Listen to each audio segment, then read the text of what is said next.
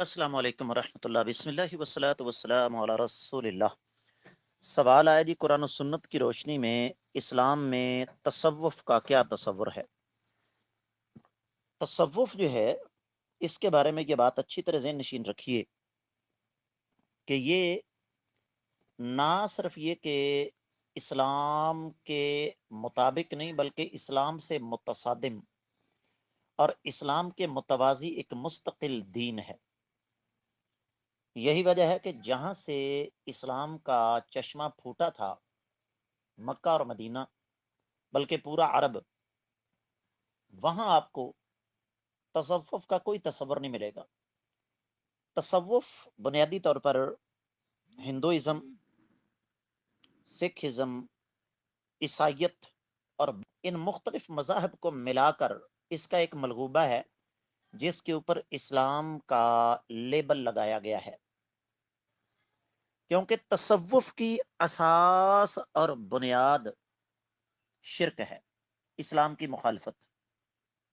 آپ یہ دیکھیں کہ صوفیاء کا دین بالکل آپ کو مختلف ملے گا۔ ان کی نماز الگ ہے، ان کا روزہ الگ ہے، ان کا حج الگ ہے، بلکہ یہ تمام چیزوں تو بات کی ہیں۔ تصوف کا سب سے بنیادی عقیدہ یہ ہے کہ انسان جو ہے وہ اللہ تعالیٰ جو ہے وہ انسانی روپ میں آ جاتے ہیں۔ سب سے پہلے جس نے ان الحق کا نعرہ لگایا تھا وہ ابن عربی تھا، صوفیوں کا سرخیل، کہ میں رب ہوں۔ اور یہ عقیدہ آپ کو پتہ ہے ہندوؤں کا کہ ہر چیز کے اندر رب موجود ہے۔ پھر اسی طریقے سے آپ اگر ان کی کتابوں کو پڑھیں تو انسان پریشان ہو جاتا ہے۔ مثال کے طور پر ایک بہت بڑے صوفی کا یہ کہنا ہے کہ خود نہ بحرن وقف الانبیاء بساحلہ، ہم نے علم کے سمندر کے اندر غوطہ لگایا جبکہ انبیاء اس کے کنارے پر چل رہے ہیں۔ اور پھر اسی طریقے سے ایک صوفی کہتے لوائی اعلی من لوائی رسول اللہ صلی اللہ علیہ وسلم، میرا جھنڈا قیامت والے دن نبی کریم صلی اللہ علیہ وسلم کے جھنڈے سے اونچا ہوگا۔ اعلی حد القیاس، ہمیں پھر دھوکہ دیا گیا جی بر صغیر میں اسلام صوفیہ کی وجہ سے پھیلا۔ یہ نہیں پتا کہ بر صغیر میں اسلام کا بیڑا غرق ہی صوفیوں نے کیا ہے۔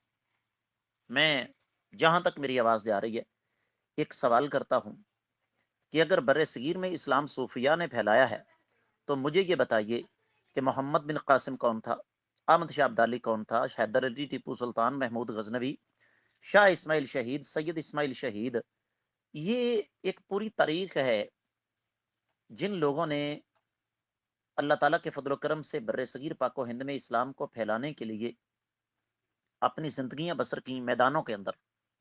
انہوں نے اپنی دنیا کا کچھ نہیں بنایا، بلکہ صرف اور صرف ہماری اور آپ کی عاقبت کے لیے انہوں نے اللہ کے فضل و کرم سے یہاں تلوار چلائی۔ تو اس لیے اس سلسلے میں ایک مشورہ اور آپ کو دوں گا۔ ایک بڑی بہترین کتاب ہے شریعت و طریقت، اردو میں ہے، عبد الرحمن کیلانی صاحب کی رحمت اللہ علیہ۔ اس کا مطالعہ بہت مفید رہے گا۔ حقیقت بات یہ ہے کہ اس موضوع پر گھنٹوں کے حساب سے گفتگو کی جا سکتی ہے، جس قدر اسلام کی جڑوں پر وار ان صوفیاء نے کیا ہے۔ اور آج بھی آپ دیکھ لیں درباری مزاری نظام کس طرح اسلام کا بیڑا غرق کر رہا ہے۔ امید ہے کہ انشاءاللہ آپ کو سمجھ آ گئی ہوگی۔ واللہ اعلم۔